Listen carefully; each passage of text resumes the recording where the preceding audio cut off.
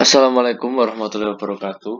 Eh, saya Fajar Gemilang Amiruddin, NIM 402200143 dari kelas PSF, akan menjelaskan bagaimana cara Bank Syariah bekerja. Jadi, Bank Syariah itu memiliki dua fungsi. Yang pertama itu sebagai penghimpunan dana, dan yang kedua penyaluran dana. Yang pertama ada penghimpunan dana. Di sini berasal dari yang pertama ada modal. Jadi kalau modal itu contoh saham, seperti saham, investasi jangka panjang, jangka pendek seperti itu. Terus yang kedua ada simpanan. Simpanan ini artinya itu simpanan dari nasabah. Jadi nasabah menyimpan uang di bank melalui beberapa akad. Yang pertama ada wadiah atau giro wadiah. Jadi giro wadiah ini di mana pihak pertama itu menitipkan suatu barang atau dana kepada pihak kedua. Jadi prinsipnya itu di sini titipan dan dapat diambil sewaktu-waktu ketika si penitip itu membutuhkan.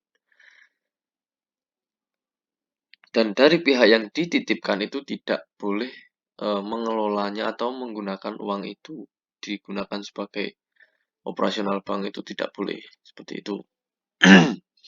Yang kedua ada tabungan mudorobah. Mudorobah ini adalah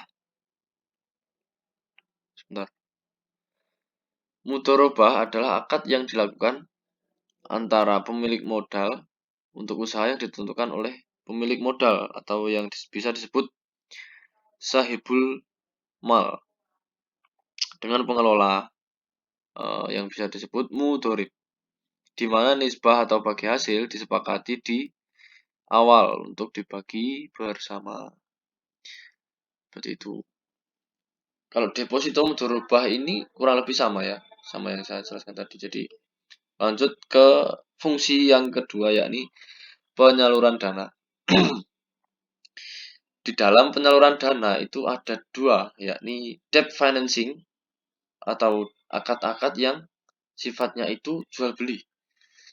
Dan yang kedua itu equity financing atau profit loss sharing. Saya jelaskan yang pertama dulu, debt financing atau akad jual beli. Di sini ada beberapa akad yang memiliki prinsip jual beli seperti murabahah. Murabahah adalah akad jual beli di mana harga dan keuntungan disepakati antara penjual dan pembeli. Jenis dan jumlah barang itu dijelaskan dengan rinci. Barang diserahkan setelah akad jual beli dan pembayaran bisa dilakukan secara mangsur atau sekaligus. Yang kedua ada istisna. Istisna ini adalah jual beli barang dalam bentuk pemesanan. Jadi kita memesan, nasabah memesan dulu begitu, atau bank memesan dulu. Jual beli barang dalam bentuk pemesanan, pembuatan barang berdasarkan persyaratan serta kriteria tertentu. Sedangkan pola pembayarannya dapat dilakukan sesuai dengan kesepakatan. Yang ketiga ada salam. Salam ini jual beli dengan cara pemesanan, di mana pembeli memberikan uang terlebih dahulu terhadap barang yang disebutkan spesifikasinya, dan barang dikirim kemudian.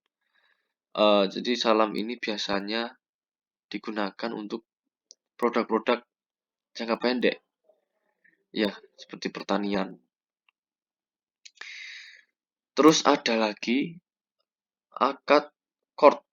Ini masuk ke fungsi sosial ya, fungsi sosial dari Bank Syariah. Jadi Bank Syariah melakukan pembiayaan kepada nasabah untuk dana talangan. Jadi misal nasabah itu membutuhkan dana, itu Bank Syariah boleh memberikan pembiayaan atau akad qard kepada nasabah. Jadi bank memberikan pembiayaan kepada nasabah untuk dana talangan segera dalam jangka waktu yang relatif pendek. Dan dana tersebut akan dikembalikan secepatnya sejumlah uang yang digunakannya, jadi tidak ada bunga. Jadi jika ada nasabah membutuhkan uang 15 juta, bank memberikan pembiayaan atau akad qard kepada nasabah tersebut 15 juta. Nasabah pun mengembalikannya juga 15 juta dalam jangka waktu yang relatif pendek, seperti itu. Lalu ada ijaroh. Ijaroh ini adalah akad sewa menyewa. Jadi ini akad sewa ya, antara kedua belah pihak untuk memperoleh manfaat atas barang yang disewa. Yang kedua ada wakalah. Kalau wakalah ini adalah akad perwakilan antara satu pihak kepada yang lain. Jadi nasabah itu meminta wakil untuk membeli barang, misal barang di luar negeri atau pembuatan letter of credit, seperti itu. Yang ketiga ada kafalah. Kafalah ini akad jaminan satu pihak kepada pihak lain. Dalam bank biasanya digunakan untuk membuat garansi atau atas suatu proyek, seperti itu.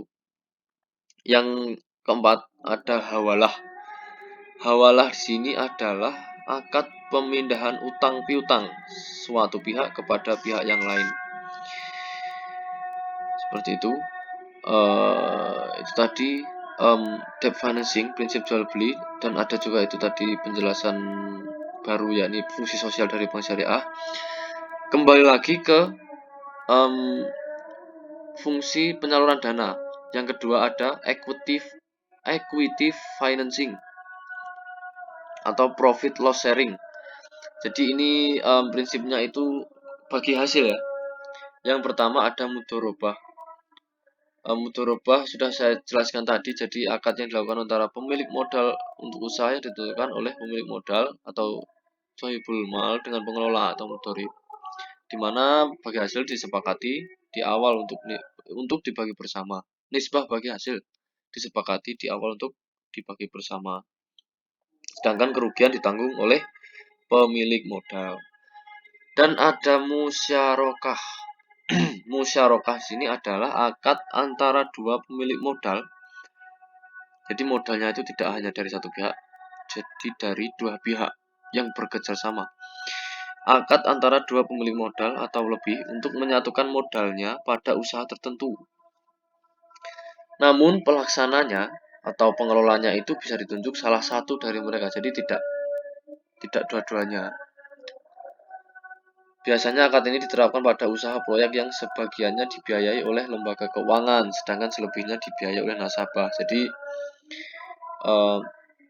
usahanya itu atau kerjasamanya itu hanya pelaksananya itu hanya satu pihak. Jadi contoh seperti usaha proyek seperti itu. Pihak yang kedua atau pihak bank itu hanya membantu menyatukan modalnya untuk usaha itu berjalan, seperti itu. Mungkin itu yang bisa saya jelaskan mengenai bagaimana cara bank syariah bekerja. Kurang lebihnya mohon maaf. Wassalamualaikum warahmatullahi wabarakatuh.